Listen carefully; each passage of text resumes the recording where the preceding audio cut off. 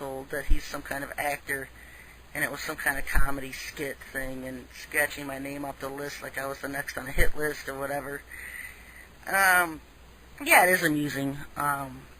There's been a hit on me for a long time, at least 6 years now. And I'm still here. I'm still here. You know, you gotta laugh. They've tried to fry me in my bed with their beam weapons. They've tried to run me off the road. They've tried to make me wreck by shooting these rabbits, holograph rabbits under my car. I mean, it never ends. It never ends. And the Lord always wisens me up to all of it. And I'm still here. I mean, they had something going on Passover last month before that, where Dick Cheney was involved with approving my death, and I'm still here, Dick. You gotta laugh. I'm not going anywhere until it's time. Until the Lord says it's time. And so that's about that. I mean, I don't care about these assassinations or jokes about it or whatever. I mean, whatever. That's all I gotta say. I'm still here. And when I am gone, that's a signal for all of you to know that you'll be home soon too, because it's a signal. That's all I'm gonna say. When I'm dead, you'll be home soon. And so instead of fearing my death, you guys should be cheering it on. There's another way of looking at it. Because it means you get to go home a lot sooner. I've talked about the rapture of the 144,000, the first fruits rapture, and that there's really no clear route. There's several different routes that could happen to where we could all just be, this 144,000 be raptured.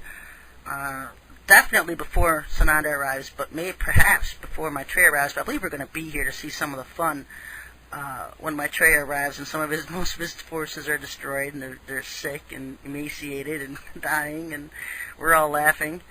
I think shortly after that is when the persecution of the saints starts, is when he'll come after me. And so when he comes after me, if that's the route that's taken, then the Lord's people will be home shortly after, in several months time frame. And so we have good things to look forward to. I don't fear of anything coming. We have a lot of good things to look forward to. We're going home. You know, the tribulation period should put fear in the hearts of Satan's men, Satan's people, not the Lord's people. We should be cheering it on, because as soon as it hits, we're almost home. You know, some of us may find our way in these concentration camps and killed on the trains or whatever, but you know what? It just means that Satan's time on earth is almost over, and the Lord's going to begin his, and we're going to be here with him when he begins his, and all the wicked will be removed. And so I don't see any sadness or fear in that, but I don't see anything but celebration in that, folks. Don't fear what Satan can do. Keep your eyes on the Lord. Keep your eyes on the Most High. One last question. There's several coming in. I'm going to answer one more. Chemtrails here in the Midwest, so very heavy. What do you make of all the tornadoes going on? God or weather modification? It's always weather modification, folks. When you see those chemtrails, they're not just trying to kill you. They control the weather through them as well. And so if you've got chemtrails in your area, you need to orgone your area. Orgone it. You know, like I've said, orgone-saturated areas, chemtrails can't penetrate. If they can't put chemtrails in your area, then their weather weapons aren't going to work in your area. You know, I've seen tornadoes come up the side of coming towards us through other counties and then hit the barrier wall I've got around this county and turn around and go somewhere else. This county's been nothing but safe since I moved here. Get the orgone out there, folks. You don't want a tornado waking you up at 3 a.m., get your neighborhood and your cities and your towns orgoned. Because when you see those chemtrails, they're not only just death weapons, they're controlling the weather with those as well. Especially if you start seeing those rainbow-looking type clouds. As the Chinese saw. The Chinese were looking at rainbow-colored clouds, and a couple days later that huge earthquake hit in China. And so, just another, I'm not looking at this, just another up on why you should be doing orgone to keep the chemtrails out of your head. comment from a listener, great answer. I think I get what it was now. Much love. I'm always grinning so wide on Monday nights. Thanks for the special work. Yeah. Monday nights are I hear from a lot of people when I don't have a show how upset.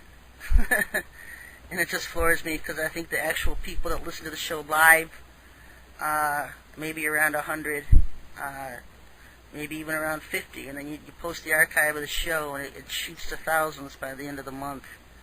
So very amazing at the numbers that actually do listen to this show. And I know I've got a huge audience in China now that listens to this show. And so that's awesome, because they don't get the truth in China. They don't understand the other parts of the world where information is blocked. And even some of you are witnessing that now for the first time, because now you've been listening to my show for a year, and then you can no longer access it on your computers on the show nights. You can get the archives just fine. You can get somebody else's show.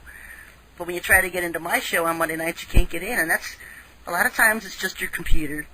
And the other half of the time, it's the CIA that's messing with the lines. Because they own the servers everybody speaks on the internet, folks. They own all the servers. And so you're either being messed with by them, or you're just running into some complications with your own computer. And so it's always one or the other. But that's alright. Next week, I'm going to talk some more about sun worship. And Satan's counterfeits, and it's going to get into some interesting stuff. This is some pretty interesting stuff, guaranteed to blow your mind, like it does mine. But it kind of puts everything into perspective, from the ancient religions through time to now, what people were doing and why. And I find it more interesting to be studying the early people rather than the later ones, because everything's, perverted and everything now. But the early Egyptian dynasties, the early Babylonians, the Chaldeans, that's what you might want to start studying a little bit this week and get brushed up on. All right, until next week, everybody. God bless.